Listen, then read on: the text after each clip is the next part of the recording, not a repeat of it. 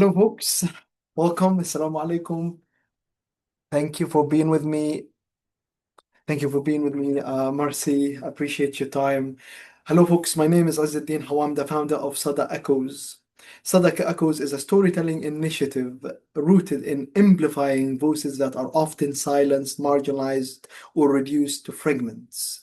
It is a space where stories are not extracted but honored, where memory, land, and identity are held with care and love. Through Sada Echo's storytelling becomes a living practice of resistance, a way to humanize, to remember, and to insist on the fullness of our existence. Unbounded Stories live within this vision as a gathering space, an offering where stories move beyond borders, binaries, and imposed limits. It invites people into conversation with grief and joy and love, recognizing both as essential to our humanity. Here, stories are not confined by colonial narratives, but are reclaimed, reshaped, and shared on our own terms.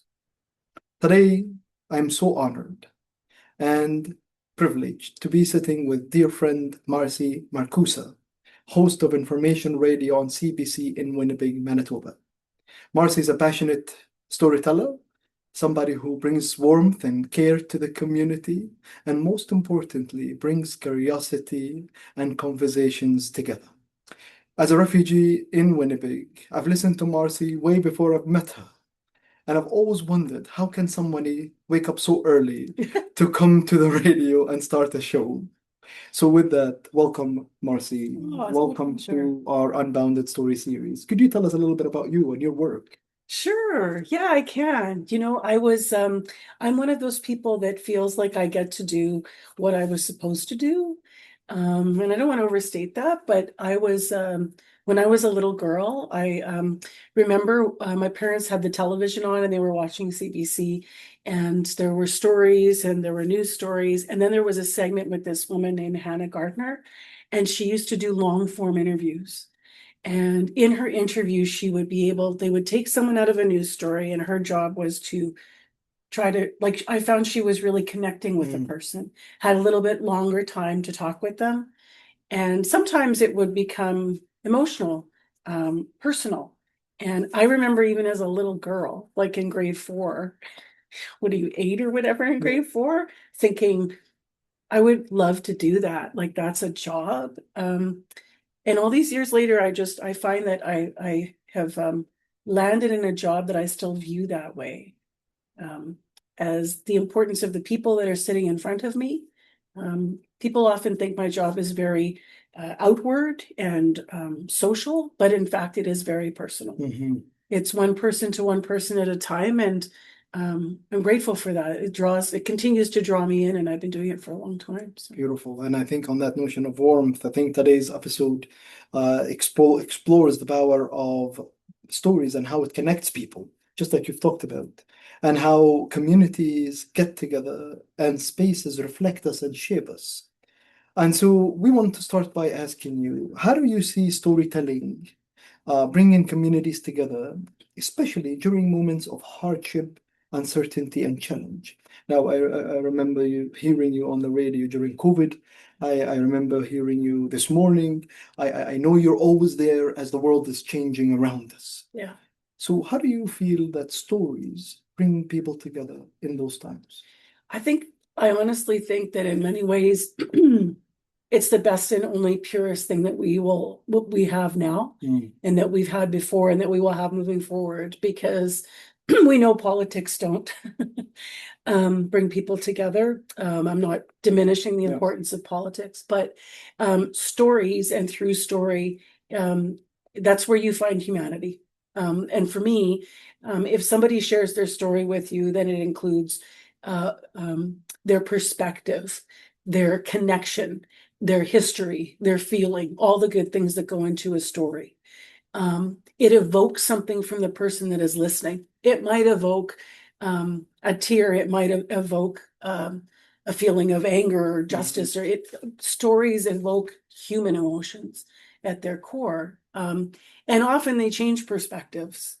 And I find it interesting because for all of the, you know, And again, I'm not diminishing Right. academia, but for all of the things we could write in the world and research and explain or lecture about, it often is that one-to-one story that makes someone go, oh, I never thought of it that way, or I thought of it this way, but now you're a person in that situation and you've sort of changed my perspective, because if you are here saying this, how could that be correct? Because if that makes Yeah, sense, yes, it's yes. that personal, it's the personal, it's so powerful.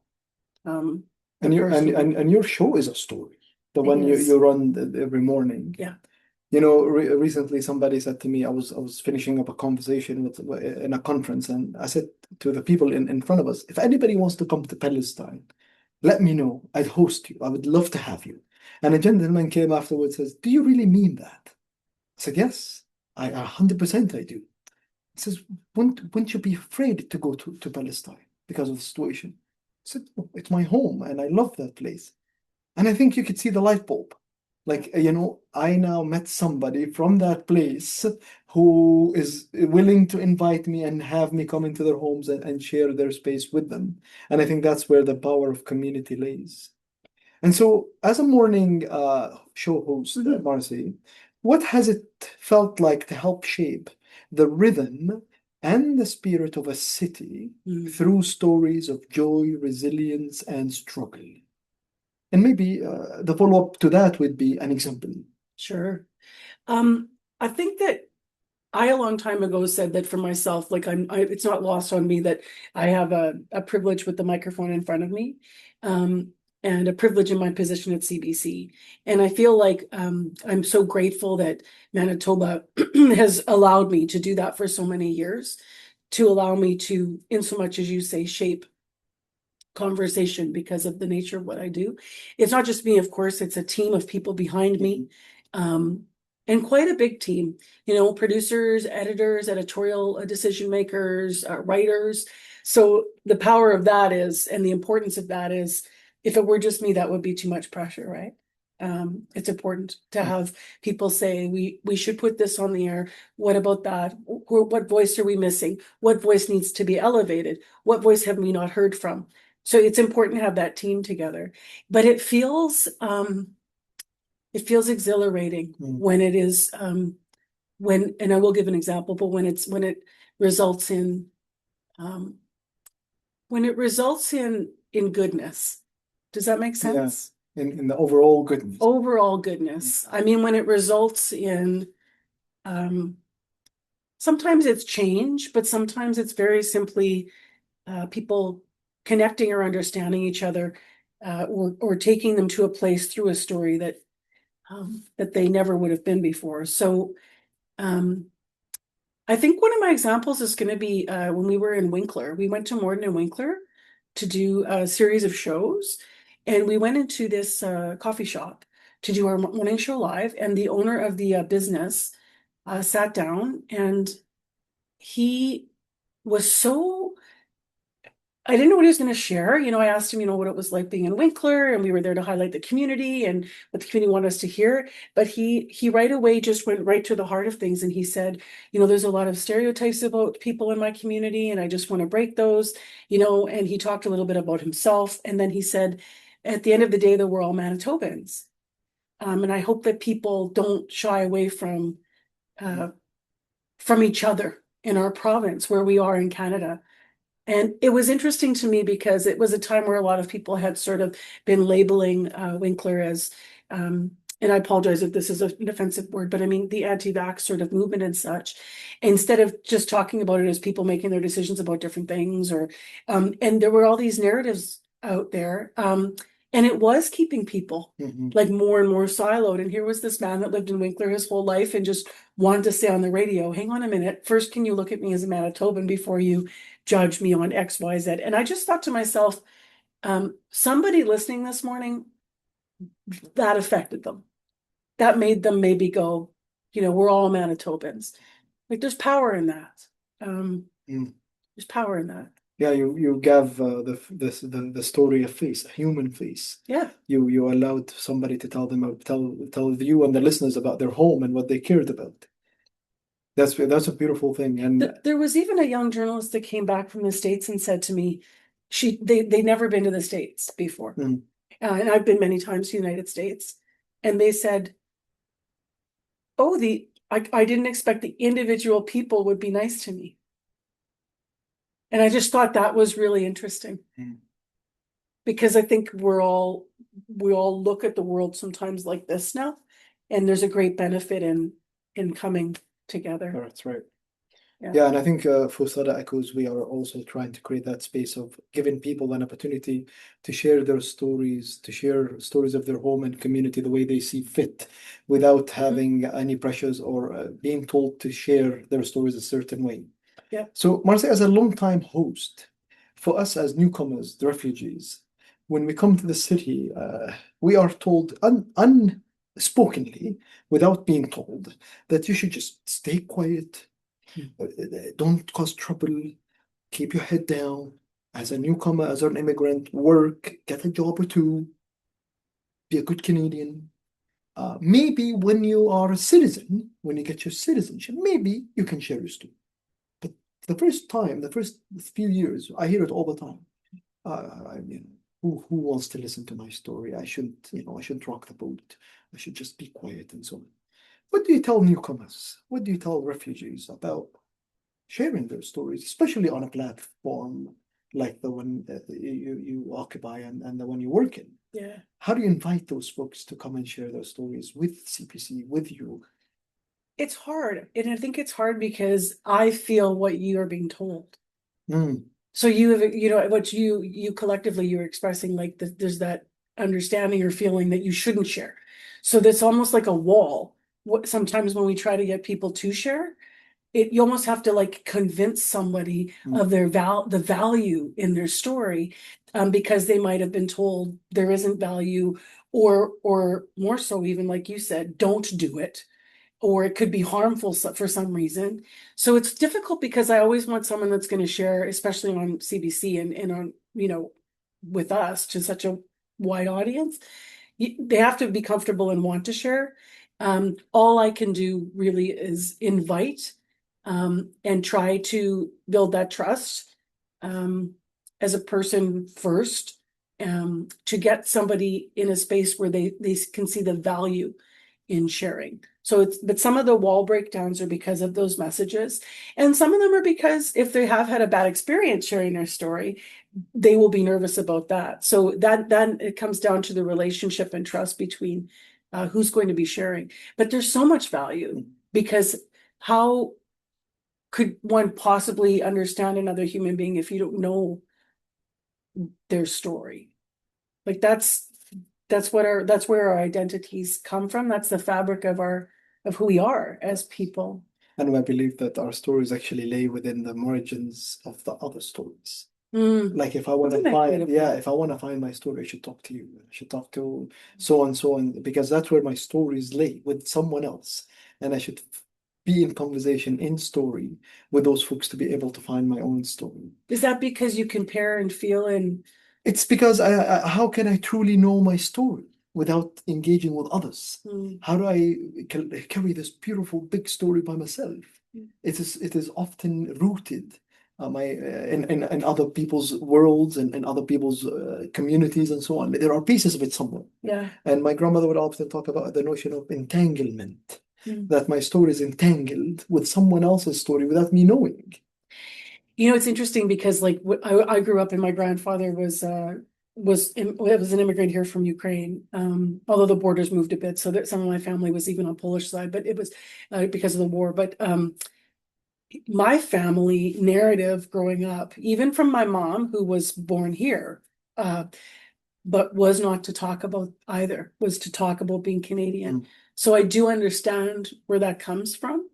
But it's interesting because generationally, my sister and I, who are obviously a couple generations removed, would be interested, would want to learn Ukrainian, would want to learn the history, would want to display that. I remember being in Steinbach and somebody served me yerba. Have you had yerba No, I before? haven't. It's like a silver sort of a spoon, and it's from Paraguay, and it's a beautiful tea-like drink. Every culture seems to have beautiful Yes. tea, which you served me today. Yes. Um, but I said, I had lived there for 2 years reporting. And I said to this person, I was in their home, like I'd never had this drink before. I don't know why I wouldn't have had it. There was quite a like a nugget, of a strong Paraguayan community, and they'd hidden it. It's because they'd hidden it. They've been told not to share and show, and it was I've never had anyone sit in front of me as a dean who honestly came to share story with purpose and with honesty and integrity and respect, but hasn't left adding value. Yes. Never. And changing who we are. 100%. They change us. Yeah. People who share their stories with us, they change us and we change them. Now, in moments of challenge, though, which was your question about on the radio, I think that sometimes I have to change, or we collectively have to change how the stories are heard. Sometimes there are moments of challenge in the world where you don't want to have two people together because they're in such a moment that they won't be able to get past whatever the hurt and anger and issue is between them. And that could be anything. So then maybe we have them on one after another. Maybe they know each is going to be on. We're still discovering and understanding. We may not be building, but we're still unearthing and understanding of our community. If that makes sense. Yeah, totally. The art of telling stories become a thing that you go back to be able to honor those stories in a way that they're not taken from each other, especially when those stories maybe are not ready to be in the same space. Yeah, we have enough cancel culture, right? So do we sit one-on-one? Do we sit in circle? Do we sit across from each other or one after another? I think the art of storytelling is understanding, but not stopping sharing. Last question here, and this is a comment. For me as a Palestinian, telling stories of Palestine, the reason Sadaa was founded is because I was often told to not tell the stories of my home and my land. So how do you then, as a CBC host, stand with those who have been silenced? Or maybe haven't been able to tell their stories? How do you find them? How do you get them? And I know there is the hardness and the toughness of allowing or asking people to share their stories, as you stated. Yeah. But consciously, how do we then think of community members, communities in our city, and think of all the challenges that they're facing and stand with them in a good way? I think you just keep inviting them. I have a lot of people that will email me or direct message me, even because I'm pretty open on social media to being contacted. And I can't, there are people that have never been on the air because they're not, they don't know how to, they want to share, but they're not sure that they trust how that will be received. But they share with me still.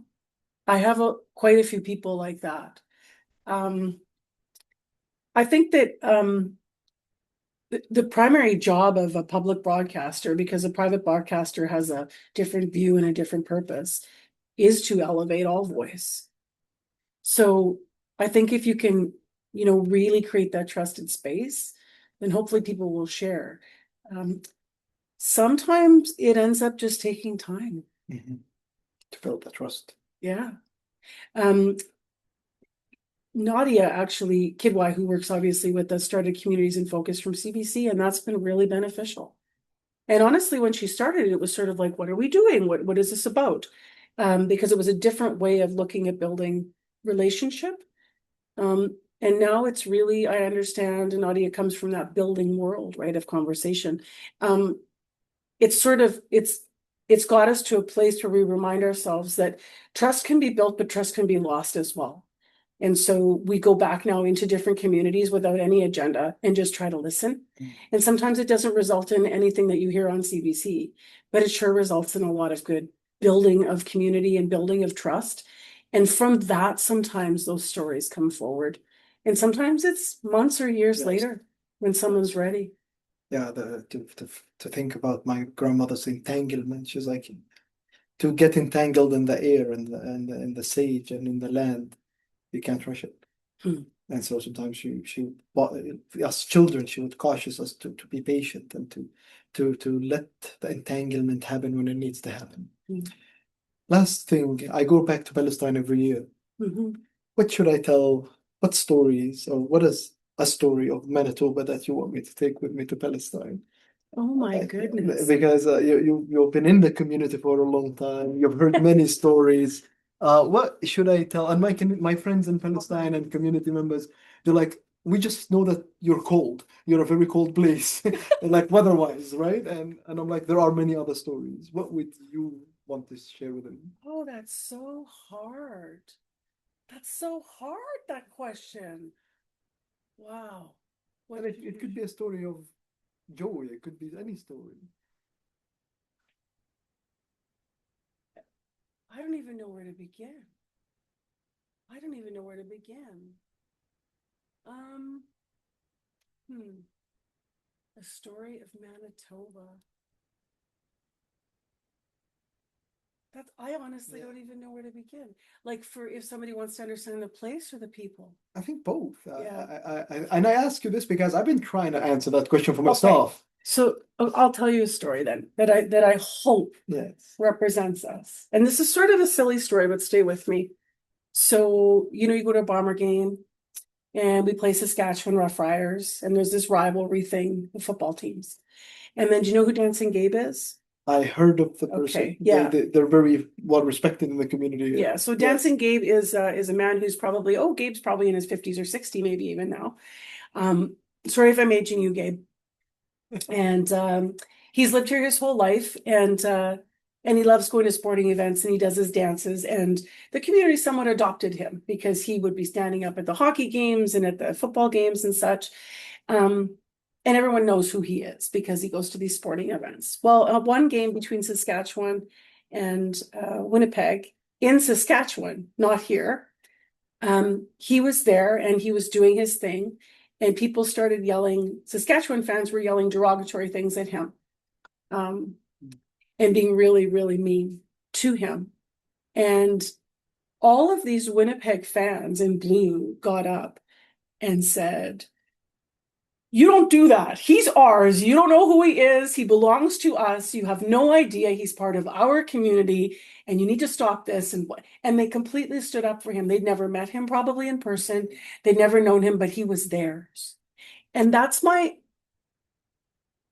I love that story because I think at our best, I do think at our best sometimes we don't, as Winnipeggers at least, I'll go to Winnipeg, maybe not Manitoba, because that's where I am making my life. But I think sometimes we can be really hard on each other until someone else comes on the outside and says something, and then I think we can stand up for each other. I hope that. I hope we're a place that stands up for each other. I hope that's us at our best. But I would say beyond the cold, you've never experienced a sky like we have here in the summer. Like come here and watch the sunrise and the sunset and the blue sky and feel that even the change that we've just had from the cold to the warm. Then you kind of breathe out and say, like, we have real seasons here. We know what real cold feels like, real thunder sounds like, what real lightning looks like. Yeah. It's a place of extremes in a lot of ways. Yeah. Beautiful extremes as well. Thank you so much, Marcy. These are beautiful stories. And I just started thinking of all the stories that I would tell of Winnipeg when I go home. And one of them in particular comes to mind is my colleague who's a Métis, Red River Métis, helping me to host a community iftar at a school division for the first time in their history. Beautiful. Yeah, not saying, you know what? Well, let's do this together. So Indigenous people standing with me and honoring my story as I will always honor theirs. Thank you so much, Marcy, for being with us. Thank you for joining us today. Thank you, folks, for listening. Follow us at Sadaa.echoes. Reach out to Marcy if you have stories. I'll leave you with this. My mom, every day she cooks and she feeds people. And she says, "I'll take them the food and go this way and go this way and feed your neighbors." After a while, I got tired. I said to Mom, "Why do we keep feeding people?" She goes, "Because your soul needs it." So I'll leave you with that. Find a way to feed your neighbors, look after them, be in community, be in story. Shukran.